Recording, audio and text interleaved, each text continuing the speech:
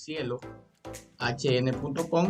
Ahorita a través del chat les acabo de mandar la dirección. De igual forma, los profesores se van a encargar de mandarles la dirección, de mandarles las credenciales de los estudiantes, porque los que son reingreso tienen la misma credencial a través del usuario, pero sí siempre hay modificaciones de la contraseña.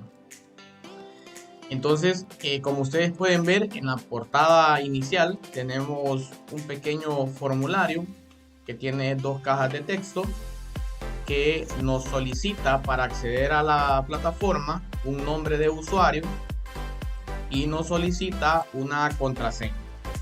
Ambos datos son, ¿verdad?, proveídos por parte de la institución a través de los profesores guías de cada grado y se los hacen llegar a los estudiantes y por ende a los padres de familia. En este caso voy a hacer una demostración de una credencial que es una identidad.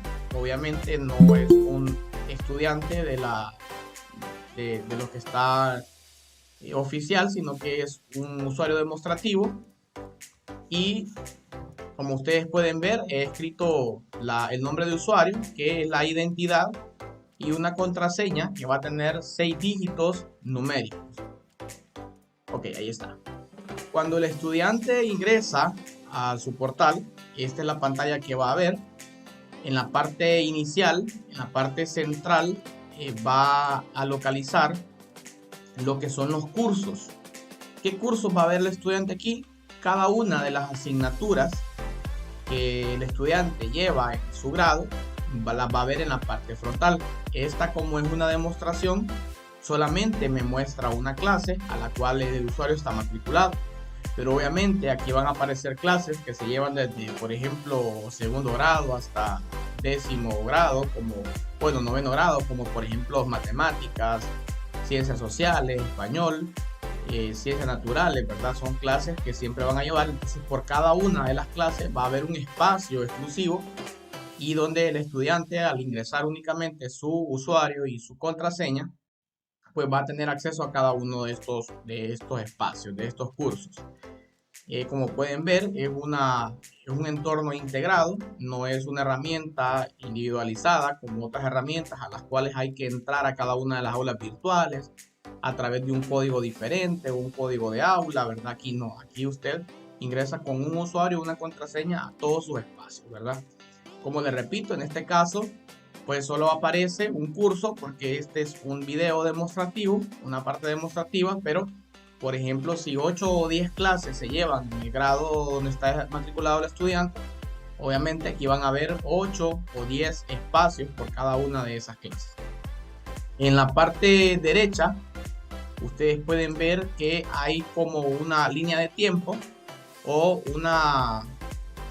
unos avisos acerca de las actividades que hay pendientes. Obviamente, para poder desarrollar esta demostración, he creado un pequeño prototipo, algo ligero, para poder hacer la parte demostrativa, lo que simula, ¿verdad?, que hay actividades pendientes como la resolución de tareas, como la resolución de foros, como la resolución de exámenes o cuestionarios.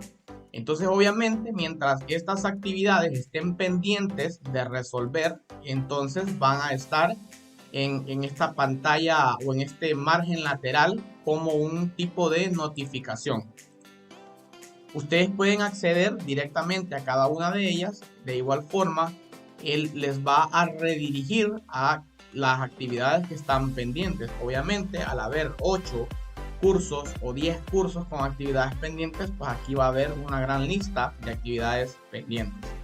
En la parte inferior, ustedes pueden ver cuáles son los usuarios que están conectados. Ahora mismo solo tenemos un usuario conectado, pero ustedes acá, cuando ingresen, van a poder ver los otros compañeros, los otros usuarios que están conectados en el tiempo real. La plataforma también permite mandar mensajería instantánea o mensajería privada de un usuario a otro, de un usuario a profesor, de un profesor a un estudiante o de un profesor a todos los estudiantes para poder hacer, en este caso, notificaciones o avisos a través de la plataforma misma. Como pueden ver también, en la parte superior hay un icono como de mensaje y aquí pues usted al darle clic va a ver todos los mensajes que hay, mensajes grupales, mensajes privados. En este caso no hay ninguno, ¿verdad? Pero es importante que sepan que está también configurada esta opción por parte del entorno. Y pues el trabajo del estudiante dentro del entorno no es complejo ni del padre. En el caso del padre es monitorear, en el caso del estudiante es desarrollar. Entonces acá lo importante es saber, por ejemplo, cómo acceder a los cursos. Si ustedes se fijan, al poner el cursor sobre el espacio, en este caso este espacio que se llama informática básica, es un ejemplo, pues ven que se habilita una manito, ¿verdad? La manito significa que aquí hay una acción. Entonces al darle un clic yo estoy accediendo, vean, de forma automática a este curso que se llama informática básica. Y pues aquí lo que vamos a ver son algunas partes muy fundamentales, como por ejemplo los participantes. Acá pues ustedes podrán ver cuáles son el resto de participantes que hay en el curso matriculados. De igual forma, ustedes podrán ver cómo va el tema de las calificaciones respecto a las actividades que están programadas en la plataforma. Si la cantidad de actividades que están programadas en plataforma pegan al 100%, entonces al final de cada parcial acá tendremos como un indicador de cuánto es el porcentaje del total de la clase que el estudiante está obteniendo, ¿verdad? Con los profesores siempre hemos socializado el hecho de que aunque regresemos a la presencialidad o a la semipresencialidad, la educación en línea no se limita únicamente a la distancia. Es decir, la educación en línea no solamente tiene una modalidad, que es la modalidad que tuvimos durante 2 años, una modalidad e-learning, que significa todo completamente en línea, actividades completamente en línea, clases completamente en línea, actividades sincrónicas, actividades asincrónicas. En la modalidad en línea también existen, en este modelo también existen otras modalidades como por ejemplo el formato blended o el formato mixto, que durante mucho tiempo atrás, incluso antes de la pandemia, muchas instituciones, ¿verdad? Sin mencionar nombres, sobre todo del rubro bilingüe, se han acuerpado con herramientas de manejo LMS similares a las que nosotros estamos teniendo. De igual forma podemos mencionar algunas universidades que también tienen un formato blended y no se limita, ¿verdad? El hecho de volver a la presencialidad o la semipresencialidad, que sobre todo la semipresencialidad se presta todavía a un 100% para poder llevar un formato blended, significa que hay actividades que se desarrollan a través de la clase presencial, es decir, la escuela tradicional como la conocemos, pero también se desarrollan actividades a través de entornos virtuales. Es decir, esto no es como que desaparece, ¿verdad? Realmente si queremos mantenernos a la vanguardia y no es como solo una obligación de la institución para la cual representamos, sino que es una obligación o es una necesidad global, ¿verdad? No es de una o X o Y institución, es una necesidad global. Y debemos entender, ¿verdad?, que esto no es que llegó por un rato, llegó para quedarse. De hecho, no es nuevo tampoco, es algo que desde ya hace mucho tiempo era una necesidad en las instituciones. Entonces, acá, por ejemplo, podemos ver, les mencionaba que siempre socializamos con los profesores que aunque hayan actividades que se desarrollan en el salón de clase, como por ejemplo una exposición, una exposición que tenga 10 puntos sobre 100, entonces esa exposición de igual forma reflejarla a través de una tarea en la plataforma o un espacio en la plataforma. ¿Para qué? Para que al momento de que el profesor evalúe esa exposición lo haga a través de la plataforma. Es decir, el profesor está evaluando una exposición en el aula de clase, ¿verdad? Pasa Juanito y saca 7 de 10. Pasa Martín y saca 9 de 10. Pasa María y saca 10 de 10. Al final de la clase, la profesora o el profesor tiene el total de cuánto han sacado los estudiantes de X clase, de Y curso. Entonces crea un espacio en la plataforma como una tarea fantasma, por decirlo así, donde los estudiantes no van a presentar nada, pero hace la puntuación de esa exposición que se desarrolló en forma física. Entonces, ¿para qué sirve? Bueno, sirve para que al final del parcial la suma de todas aquellas actividades, tanto que han sido completamente en línea, como actividades que se han desarrollado dentro del salón de clase, hagan una sumatoria que nos pegue al 100%. Entonces, aquí la importancia de siempre monitorear las calificaciones. ¿Por qué razón? Porque en las calificaciones usted podrá ver cuáles son las actividades que su hijo o usted está monitoreando, ¿verdad? Como por ejemplo aquí, vaya, aquí solo tenemos 3 actividades que son actividades demostrativas. Tienen un porcentaje de 100%, no están en puntos oro, ¿verdad? Digamos que si fuese al 100%, la tarea 1 tendría que valer 25, la tarea 2, 25 y el examen 50, donde la suma de los 3 sea 100, ¿verdad? El punto es que si usted ve que su hijo o su hija tiene un 75%, aquí a través del calificador usted puede notar en dónde su hijo ha restado o ha perdido puntos o por qué. Algo muy importante también aquí es la retroalimentación.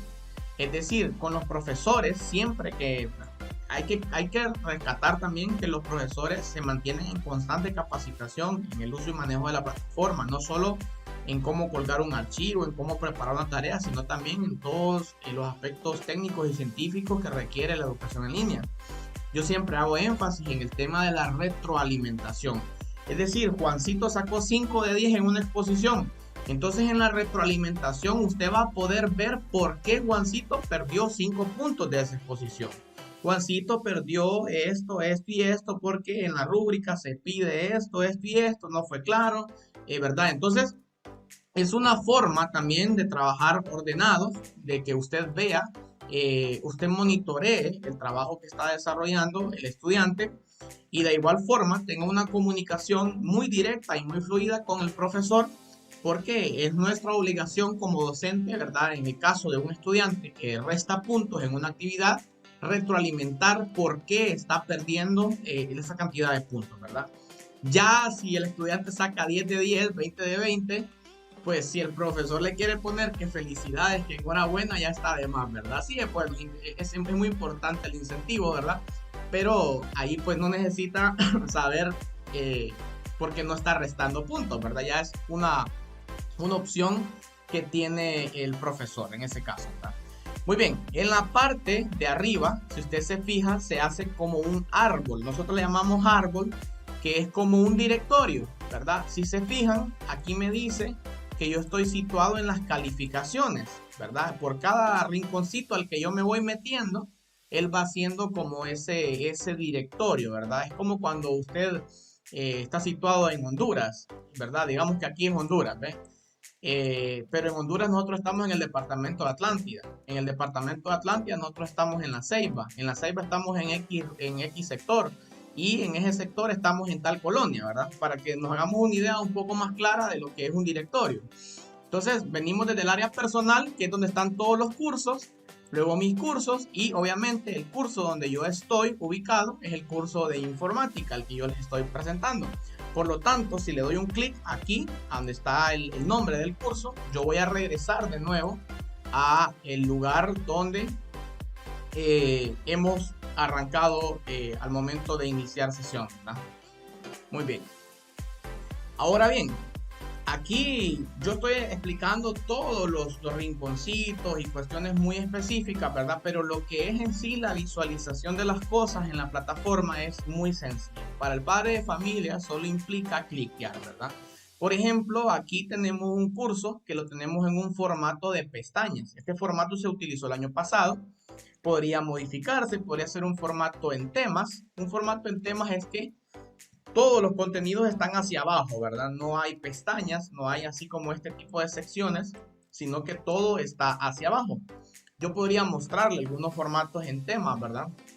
Para que ustedes se hagan como una idea un poco más específica, pero obviamente este formato en pestañas es el que nosotros utilizamos porque es como de las tendencias más actuales, ¿verdad? Si se fijan, aquí tenemos los recursos y lo que ustedes van a ver en los recursos por lo general van a ser lecturas van a ser hojas de trabajo y van a ser rúbricas o van a ser videos, ¿verdad? Esos es como los principales recursos. No son los únicos, pero sí son como los principales recursos que el profesor más utiliza al momento de desarrollar su clase en línea, ¿verdad? Y son elementos o son recursos complementarios, son recursos que sirven para enriquecer una clase. Todos sabemos que en un espacio formativo, en una clase, en una asignatura, el estudiante tiene un texto base, ¿verdad? Un libro, un contenido principal, pero siempre es importante y la labor del docente es poder expandir un poco más la información, el conocimiento que se está adquiriendo a través de un contenido y no limitarse solo a eso. Para ello, existe lo que nosotros conocemos como recursos complementarios, que son aquellos materiales, aquellas hojas de trabajo, aquellos recursos multimediales como los videos que sirven para que podamos ir desde lo más generalizado de lo que abarca un contenido hasta cosas muy específicas y a donde el profesor quiere orientar su clase, ¿verdad? Acá, por ejemplo, tenemos lo que es el libro, vaya, un ejemplo del libro que vamos a tener en esta clase. Entonces, ¿qué debe hacer el padre de familia? ¿Qué debe hacer el estudiante? Bueno, solo dar un clic, ¿verdad? Con dar un clic, vean, se abre el contenido, ¿verdad? Se abre en una pestaña emergente. Este es el contenido principal. Como ustedes pueden ver, cada vez que se da un clic sobre ese contenido, se abre. Pero este contenido, como ustedes pueden observar, va a tener la opción para descargarse y va a tener la opción para imprimirse, ¿verdad? Obviamente es un contenido que está alojado en el entorno, pero con opción a almacenarse en el dispositivo. Al hablar de dispositivo, estoy hablando de un teléfono, estoy hablando de una computadora, estoy hablando de una tableta, porque pues la plataforma tiene el soporte para poder visualizar estos recursos a través de cualquiera de estos tres dispositivos, ¿verdad? Muy bien. De igual forma, de esa misma forma como vimos que abrimos el libro, de esa misma forma pues van ustedes a visualizar hojas de trabajo, planificaciones, esquemas de evaluación, rúbricas, instructivos, etcétera, etcétera. Porque obviamente son documentos que el profesor realiza para poder llevar a cabo su clase, ¿verdad? Bien, aquí como ustedes ven en la portada inicial o en la pestaña general o de inicio, solo hay recursos generalizados, o sea, recursos que sirven para todo el desarrollo de la clase, como por ejemplo un libro de texto, una planificación o una jornalización o un esquema de evaluación. ¿Qué es un esquema de evaluación? Un esquema es cómo va a ser evaluada una clase. Ahí disculpen que utilicé un recurso que no es de la institución, ¿verdad? Solo es un ejemplo para que ustedes puedan ver, ¿verdad? Que un esquema es cómo va a ser evaluado el estudiante. Bueno, vamos a hacer estas actividades y al final de todo esto da el 100%, ¿verdad? Entonces, este tipo de recursos son recursos generalizados que sirven para todo el desarrollo de la clase. Ya cuando nos vamos, por ejemplo, al tema 1 o la semana 1, los profesores aquí agregan el nombre a estas pestañas según ellos vean conveniente. He visto profesores y profesoras que lo hacen a través del tema, el tema que van a ver esa semana. Otros profesores le colocan semana 1, otros profesores hasta le ponen la fecha, de tal fecha a tal fecha. Bueno, ya eso es opcional. Ustedes deben saber que aquí van a ir viendo lo que es el desarrollo de cada una de las semanas de clase, ¿verdad? Acá, por ejemplo, tengo un tema que se llama Internet y la web 2.0. Entonces, como pueden ver ustedes, aquí el curso está rotulado con dos segmentos que son recursos y actividades. Los profesores por lo general trabajan de esta misma forma. Y los recursos, ¿qué son? Los recursos son todas aquellas cosas que el profesor está proveyendo al estudiante, ¿verdad? Como ya lo he mencionado. Textos, gráficos, cualquier tipo de cosa que sirva como soporte para el estudiante. Acá, por ejemplo, tenemos videos, vean, de la misma forma como accedemos a uno, accedemos a todos, solo con darle un clic, vean, solo con darle un clic y con darle un play, ya ustedes están accediendo a un video, ¿verdad? Vean, ahí está un video en ejecución, le damos para atrás, de la misma forma como abrimos el primero, podemos abrir el segundo, ¿verdad? Solo damos un play. Y así, ¿verdad? Es muy intuitivo, es muy fácil de utilizar, no es nada complejo, no hay que descargar nada, ¿verdad? Vean, ahí está. Y finalmente, donde sí el estudiante tiene que poner como de su parte o donde sí tiene que interactuar, es al momento de desarrollar las actividades. Las actividades más populares o más frecuentes a través de los entornos son los foros, las tareas y los cuestionarios, ¿verdad? Por lo general esos son los tres tipos de actividades que se van a desarrollar. Entonces, ¿qué es un foro? Bueno, un foro es como un tipo de exposición, solo que de una forma asincrónica, es decir, es un punto de vista, es el planteamiento de un tema. Entonces, el profesor tiene la obligación de establecer consignas o instrucciones precisas para que el estudiante sepa qué es lo que él va a aportar en este foro, ¿verdad? Acá, por ejemplo, dice foro.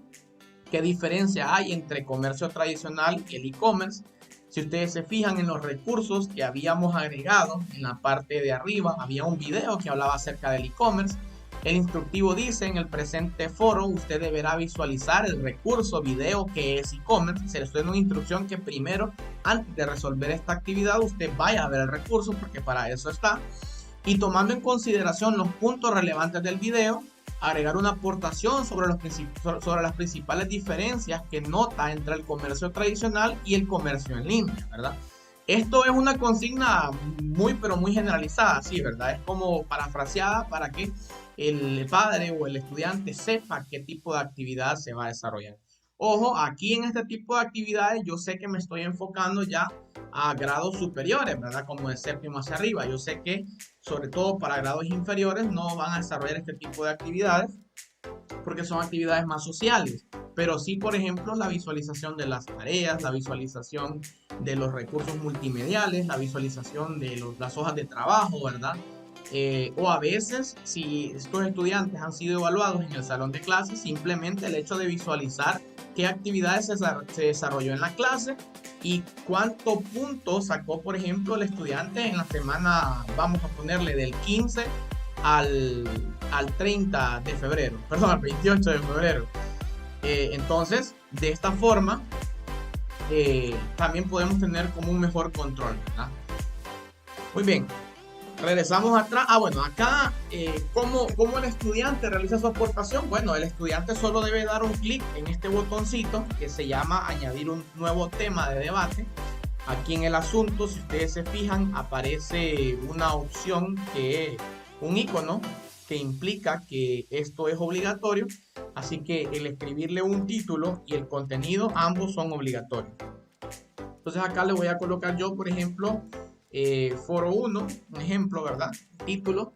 Y acá yo voy a escribir acerca del comer, ¿verdad? Por ejemplo, una de las principales diferencias entre el comercio tradicional y electrónico es el uso de plataformas de compra y venta automatizadas, ¿verdad? A través de pagos en línea, etcétera, etcétera. Es un ejemplo, ¿verdad? Parafraseado. Una vez que el estudiante termina de llenar esta información en base a lo que el profesor le ha solicitado, el estudiante lo único que tiene que dar es un clic en esta opción enviar al foro. Este tipo de actividad es práctica de desarrollar tanto en una computadora como en una tableta o hasta en un dispositivo móvil, ¿verdad? Súper fácil de desarrollar. Bien, si se fijan, puedo regresar a la sección en la que estábamos, dándole un clic aquí en tema 1, volvemos al punto donde estábamos. Aquí tengo dos tareas porque hay dos formas de entregar tareas. Una es a través de direcciones o de texto, algo similar a lo que hicimos con el foro, y otra es a través de archivos. Entonces, por ejemplo, aquí tengo una tarea que le damos un clic, por ejemplo, y si se fijan, aquí hay una consigna y dice realice un blog con la herramienta CMS www.blogger.com que explique acerca de los siguientes temas, y ahí tenemos e-commerce y marketing y learning. Entonces supongamos, ¿verdad?, que ya tenemos desarrollada esa tarea. Ustedes pueden ver el estado de la tarea, que la fecha de entrega, por ejemplo, es para el 21 de febrero a las 12 de la noche. Otra cosa es que evitamos este formato de las 12, ¿verdad? Porque el estudiante, incluso es muy natural que nos confundamos, que si es el 21 es hasta al finalizar el día y realmente es cuando comienza. Entonces siempre le digo a los profesores que evitemos este formato y que utilicemos el formato 23.30, 23.00, es decir, las 11 de la noche, para que no haya confusión, ¿verdad? Pero aquí, por ejemplo, le dice que hay 6 días, 5 horas faltantes para entregar esta tarea. Entonces, para que usted pueda entregar esa tarea, hay un botoncito que se llama agregar entrega, muy similar al botoncito que vimos de enviar al foro, ¿verdad? Entonces usted le da agregar entrega y aquí, como esta es una tarea tipo texto, no es una tarea de archivo, lo que usted va a hacer es pegar o escribir un texto aquí, ¿verdad? Pero en este caso, como lo que yo estoy solicitando es la dirección de un blog, entonces yo voy a copiar una dirección de blog que tengo por ahí. Vamos a ver. Y la voy a pegar, ¿verdad? Vaya, por ejemplo, ahí está.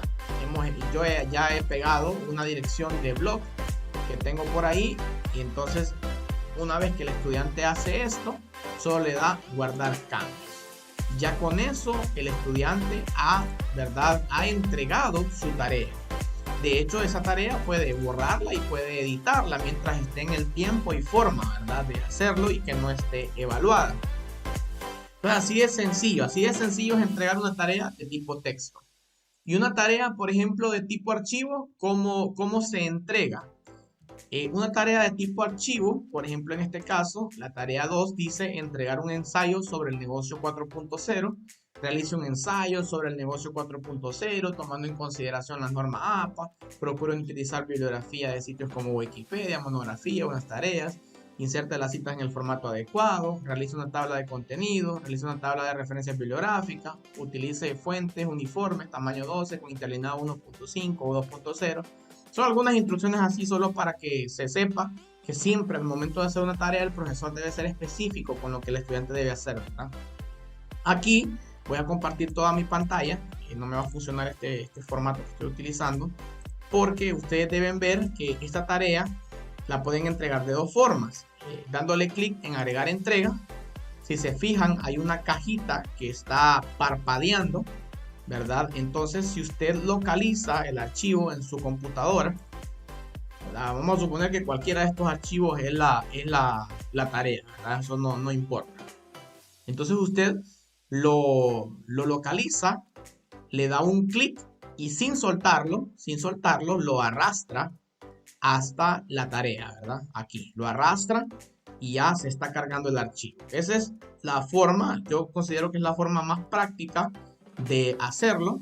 De igual forma, voy a hacer la demostración haciendo como una búsqueda del archivo. Eso lo hacemos aquí en esta opcióncita, porque obviamente en dispositivos móviles la única opción para poder cargarlo va a ser a través de esta, ¿verdad?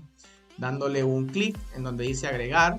Hay una opción que se llama subir archivo y aquí usted le va a dar seleccionar archivo y va a buscar en su computadora o en su dispositivo móvil en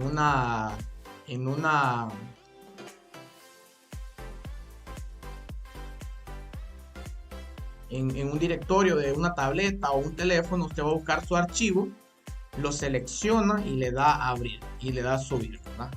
Aquí en este tipo de cosas sí es mucho más práctico hacerlo de una computadora porque solo arrastra y ya él lo capta, ¿verdad?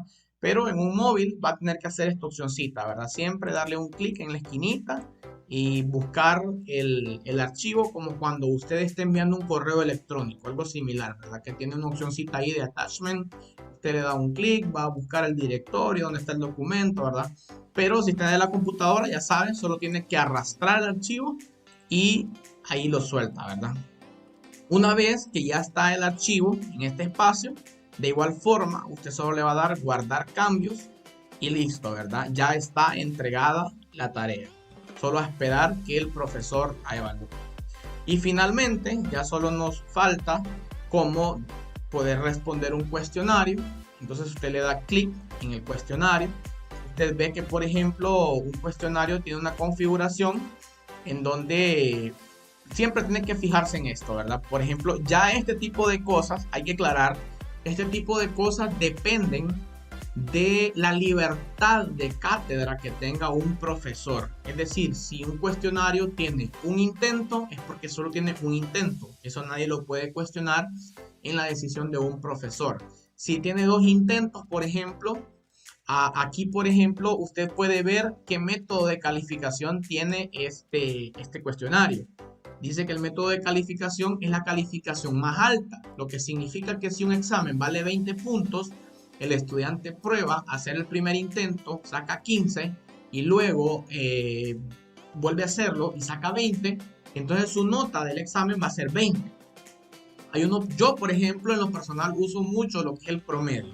Siempre doy 2 intentos por cualquier situación, contingencia, que se vaya la luz, que el internet, que esto, que lo otro, todo lo normal que ya conocemos, pero lo dejo promediado, es decir, que la calificación sea el promedio de los dos valores. Si el estudiante sacó 15 en el primer intento y 20 en el segundo, entonces su nota va a ser 17.5, ¿verdad? Pero ya esto es decisión del profesor, tiene que quedar bien claro eso, ¿verdad? Si es un intento, si hay 2 intentos, si hay intentos ilimitados, si la calificación es la más alta, si es el promedio, si es la más baja y cuándo se abre y cuándo se cierra el cuestionario, ¿verdad? Cosas muy importantes que deben tener en cuenta antes de someterse a resolver un cuestionario. Una vez que ya saben esta información, solo deben darle un clic donde dice intente resolver el cuestionario ahora. Aquí dice que, por ejemplo, el cuestionario tiene un límite de 1 hora. Luego de iniciar, el tiempo empezará a contar y ya no podrá pausar. Debe finalizarlo antes de que el tiempo termine y le pregunta si está seguro que quiere comenzar ahora, ¿verdad? Ese es otro punto, el tiempo de duración de un examen ya es algo que lo define el profesor. Yo creo que casi todos utilizan el formato de 1 hora, creo, no soy seguro, pero ya eso es algo que el profesor lo define, ¿verdad? Le damos comenzar intento y entonces ya vamos a ver un cuestionario que si se fijan el tiempo ya comienza a correr. Ya acá dice que faltan 59 minutos con X cantidad de segundos. Yo solo he agregado 4 preguntas para hacerles el demostrativo a ustedes. Y si se fijan, hay una pregunta, hay una página por pregunta. Entonces, por ejemplo, aquí está la pregunta. Este es un tipo de reactivo, verdadero o falso. Solo va a dar clic en una de las dos opciones. Dice, Internet y web son sinónimos. ¿Cree que es verdadero? ¿Cree que es falso? Bueno, selecciona lo que cree que es, ¿verdad? No, aquí voy a hacerlo así como al azar para que ustedes vean al final cómo se comporta el cuestionario, que ya está obviamente previamente configurado por el profesor para que dé una nota automática. Entonces le vamos a dar donde dice siguiente página, porque obviamente vamos a resolver la siguiente pregunta. Como pueden ver, ya se hizo como un colorcito gris en la pregunta 1, lo que significa que ya fue respondida y que faltan 3 preguntas por responder. Esta, por ejemplo, es un tipo de selección única de las opciones que hay. Usted puede seleccionar una de todas las opciones. Dice, el siguiente es un ejemplo claro de e-commerce. 10.hn, Snapchat, Amazon, ninguno. Vamos a seleccionar Amazon y vamos a darle en siguiente página. Esta, por ejemplo, si se fijan, no son circulitos los que hay, sino que son cuadraditos. Cuando ustedes encuentren una pregunta de este tipo, significa que aquí hay varias respuestas, no solo una. Entonces acá dice, por ejemplo, son herramientas LMS para la modalidad e-learning. Entonces usted dice, aquí puedo seleccionar varias opciones. En este caso, vamos a seleccionar las opciones correctas, que son Chamilo y Moodle, ¿verdad? Son herramientas LMS para el e-learning. O sea, la respuesta va a salir buena. Aunque sería interesante quitarle una de las respuestas, ponerle otra, para que vea también cómo se comporta cuando no se hace a la perfección la respuesta correcta. Le damos siguiente página. Y acá tenemos otro tipo de reactivo. Un reactivo donde está la propuesta, ¿verdad? De la pregunta. Se selecciona la respuesta correcta. Dice aquí, es un CMS. Entonces aquí tienes que emparejar. Si hay 3 preguntas, pueden haber hasta 10 respuestas. Pero dice acá, es un CMS. WordPress, Facebook, eBay. Entonces seleccionamos el que consideramos es el CMS, ¿verdad? Es una tienda e-commerce. Es una tienda e-commerce, ok. Vemos las mismas opciones, WordPress, Facebook, eBay. Vamos a hacerlo de forma incorrecta, intencionalmente. Y acá dice, es una plataforma de social media que permite potenciar el e-marketing. Y vamos a hacerlo al revés, ¿verdad? Le vamos a dar terminar intento.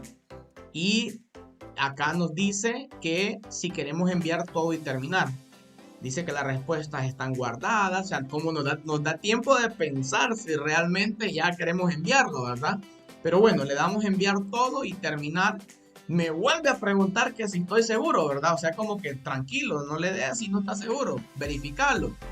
Está bien, estoy seguro, enviar todo y terminar. Y ahora sí, como ustedes pueden ver, me ha dicho que solo he sacado el 43%, 4.3 de 10, que me tardé 3 minutos en desarrollarlo, que lo desarrollé tal fecha, a tal hora, hasta tal hora. Y me dice, ¿verdad?, qué respuesta eran las correctas. Por ejemplo, la primera me dice que la respuesta era falsa, ¿verdad? O sea, la saqué mala. Si se fijan en la 2, la saqué buena, ¿verdad? Porque era la respuesta correcta. En la otra, si se fijan, aquí el colorcito no aparece ni rojo ni verde, porque hay respuestas a medias, en lo que les mencionaba.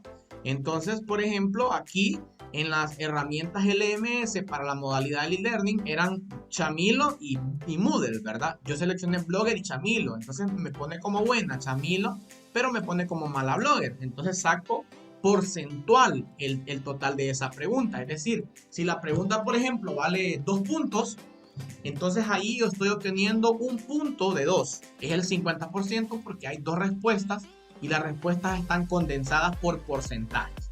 Si una pregunta, por ejemplo, tiene 4 respuestas correctas, entonces significa que cada respuesta de esa pregunta tiene 25% de porcentaje.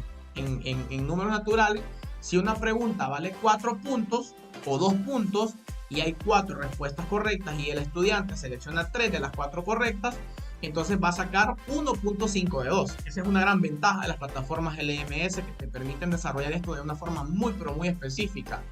A diferencia de otras aulas virtuales, es muy limitado, como por ejemplo el Google Forms de Classroom. Es una herramienta limitada porque si el estudiante falla, si no escribe la respuesta tal cual es 0 o es todo, ¿verdad? Aquí no, aquí lo podemos hacer porcentual. Acá pasa lo mismo, vean. Yo les dije que iba a hacer estas dos, las iba a mover solo para intencionalmente equivocarme. Y ahí está, ¿verdad? Me dice que la primera respuesta es correcta y que las otras dos son incorrectas. Y al final pues me gané 43% de lo que es el examen. Le doy finalizar revisión.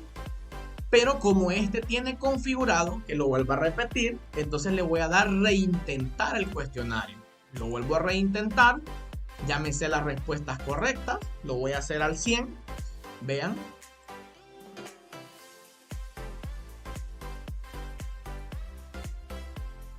Aquí está, muy bien. Lo vamos a hacer. Y vamos a ver cuánto nos tira. Terminar intento, enviar todo y terminar. Ahí está, miren, he sacado 10 de 10, ¿verdad? Sobresaliente, miren, 4 respuestas correctas. Le doy finalizar revisión y entonces acá me dice, ¿verdad? Que en el primer intento saqué 4.33, pero que en el otro saqué 10. Pero como este cuestionario lo configuré para que la nota fuera la más alta, entonces me dice que el cuestionario tiene un 10%. Le repito, esta configuración ya no depende de mí, sino como realmente la libertad de cátedra que tenga el profesor, ¿verdad? Aquí vamos a detener la grabación.